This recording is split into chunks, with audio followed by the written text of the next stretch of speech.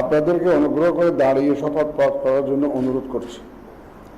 উল্লেখ্য যে আমি শব্দটি উচ্চারণের পর মাননীয় সংসদ সদস্যগণ দর্শনীত স্থানে নিজের নাম পাঠ করবেন। আমি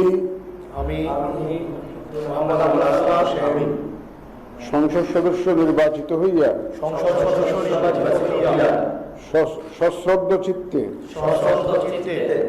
শপথ বা দৃঢ়ভাবে ঘোষণা করিতেছি যে আমি যে কর্তব্যভার গ্রহণ করিতে যাইতেছি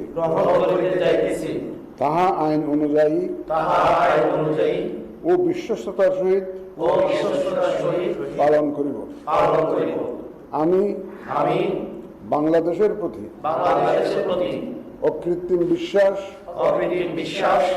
ও আনুগত্য পোষণ করিব